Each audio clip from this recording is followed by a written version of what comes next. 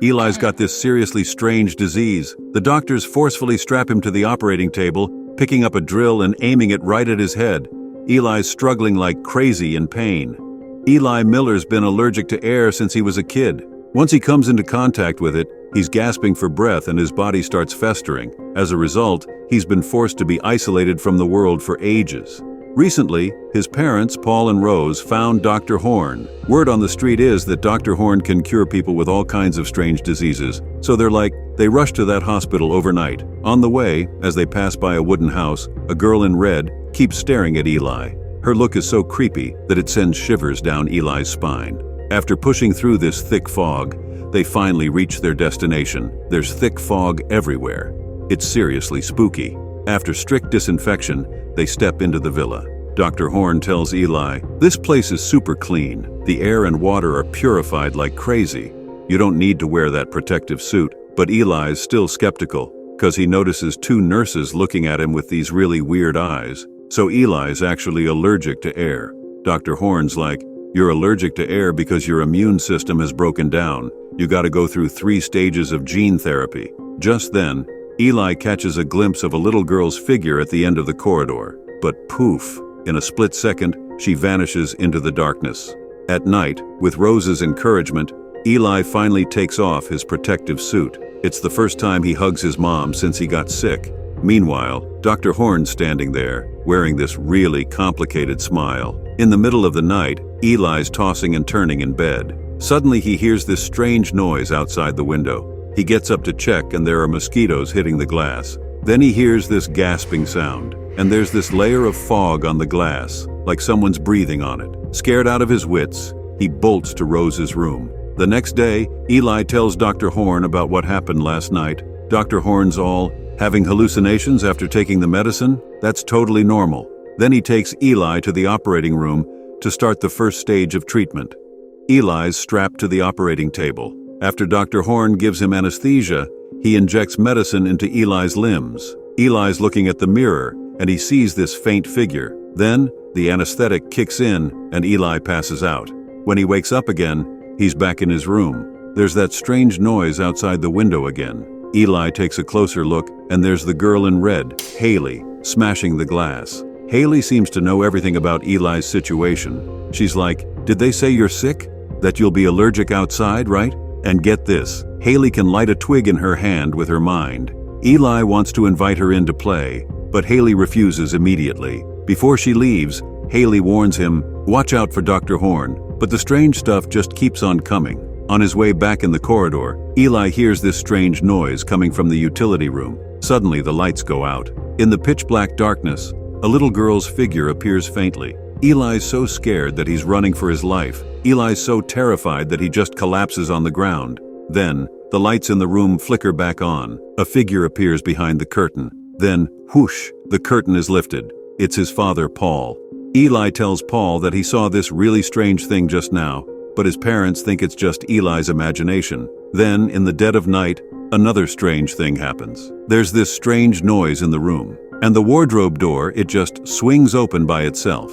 Eli sees something behind the curtain in the mirror. Driven by curiosity, he summons up all his courage and yanks the curtain open, but there's nothing there. Eli's dead sure that it's not his imagination, so he fogs up the glass and writes his name to try and communicate with whatever's out there. But after writing his name, the letters start jumbling up, and guess what it spells? Lie. It's like someone's trying to tell him something. Eli's starting to freak out and is stepping back in fear. Eli's so scared that he's trying to run, but something grabs his legs. His screams are so loud that they bring Paul and Rose running. But all they see is Eli lying on the ground, thrashing around like crazy. Dr. Horn's like, "It's all those meds causing hallucinations. We should start the second stage of treatment." The next day, Eli's back on that dreaded operating table. Dr. Horn shaves a tuft of hair on the top of Eli's head. Then he picks up a drill, aims it at Eli's head, and injects the medicine. Eli's screaming in agony and red scars are popping up all over his body. Paul and Rose are waiting outside, pacing back and forth, super anxious. After the operation, Eli wakes up in his room again. He hears this strange noise coming from the bathroom. He sees a figure behind the shower curtain, but when he pulls the curtain open, there's nothing. He goes to the mirror and he's got a nosebleed.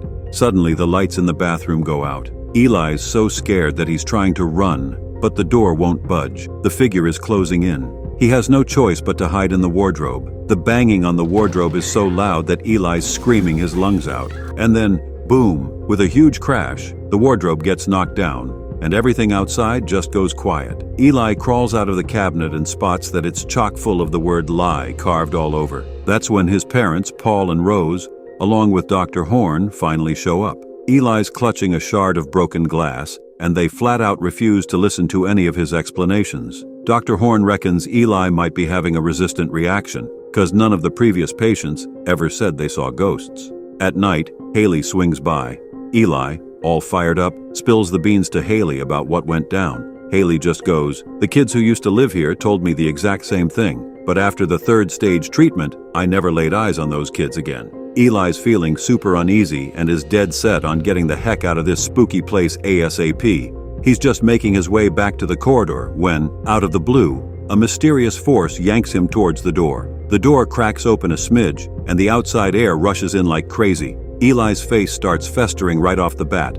Luckily, Dr. Horn finds him in the nick of time. But no one buys a single word Eli says. In a fit of rage, he smashes the glass with a powerful punch and then passes out cold. Dr. Horn says the treatment isn't panning out as well as they'd hoped. Eli's brain is duking it out against the virus, so he keeps having these wild hallucinations. Dr. Horn suggests jumping right into the 3rd stage treatment pronto.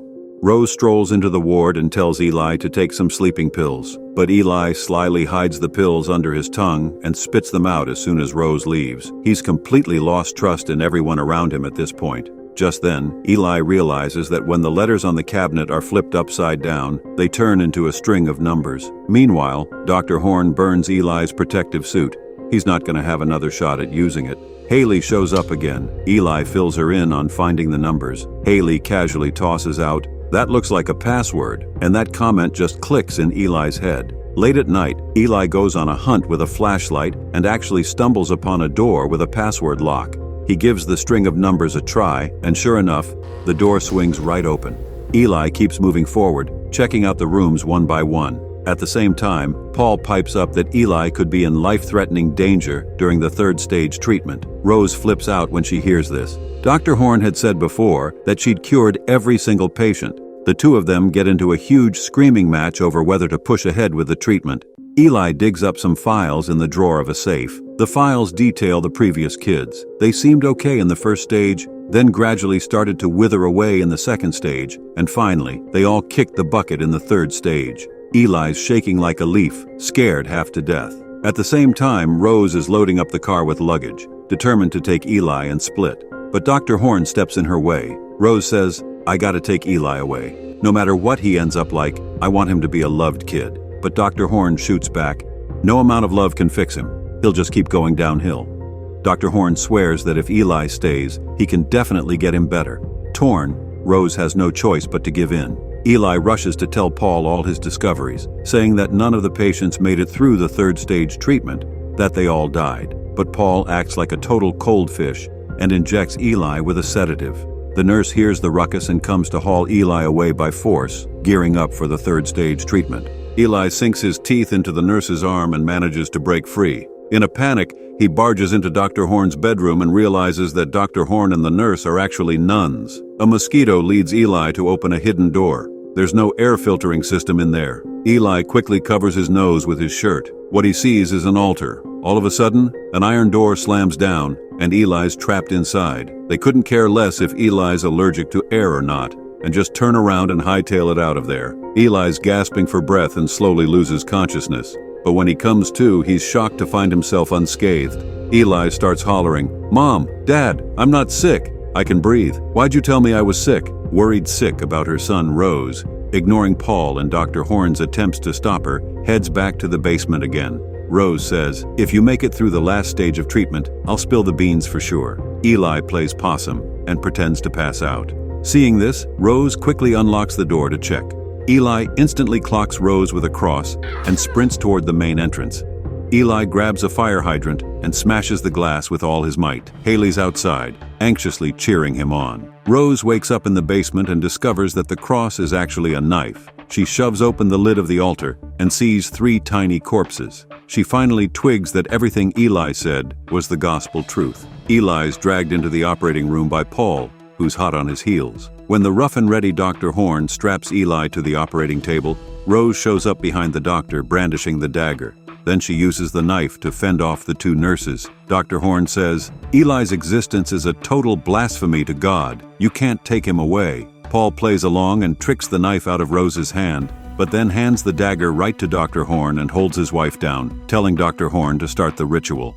Turns out Eli doesn't really have an allergy. The reason his body was acting up is that the demonic side inside him was starting to wake up. Dr. Horn thought they could boot out the demon, but the first 2 stages were total disasters. And now, they think the only way to completely get rid of the demon is to off Eli. Dr. Horn throws on a religious robe, starts chanting an exorcism spell, and then splashes holy water all over Eli. Eli thrashes around in agony. Dr. Horn picks up the dagger and stabs at Eli, but the dagger stops dead in its tracks, right in front of Eli's chest, like it's being controlled by some unseen force. Dr. Horn ends up stabbing herself with the dagger. Eli easily breaks free from the restraints, lets out a deafening roar, and with just a flick of his finger, he hoists the 3 nuns up in the air. Then a huge blaze engulfs them. After that, Eli grills Rose for the truth. He then finds out that he's the son of Satan. Because Paul was infertile, Rose prayed to God day in and day out for a child, but God never answered. The demon did. To make her son seem normal, she agreed to Paul's idea to let the nuns do the exorcism ritual. At this moment, Paul, who's come to his senses, tries to take Eli out with the dagger, but he ends up biting the dust instead. Eli yanks off Rose's cross. Looking at his tear-stained mother, Eli decides to let her off the hook, then he torches the house. Eli walks to the door, and his scars disappear. He finally looks like a regular person. Haley's been waiting there for ages. She smiles and says, "I knew you were way better than your other siblings." Turns out she's also a demon's kid. All the kids who came here before were demon offspring. Eli's confused and asks Haley why she didn't clue him in earlier. Haley tells him, "Some things you gotta go through yourself. Only by waking up your own power can you get your freedom back." At this point, Rose drapes a coat over Eli, then drives away with the 2 little demons. She looks at her son without a trace of fear. Even if Eli's a demon, as a mom, all she wants is for her son to live like a normal human being. This film is called Eli. Little actor Charlie's acting is top-notch. The plot twist at the end of the movie and Eli's epic comeback are really satisfying. The nuns who believe in God write Eli off as evil just because he's the son of a demon. But are their actions really on the up and up? If you dig this video, don't forget to hit the like button and subscribe. Catch you later.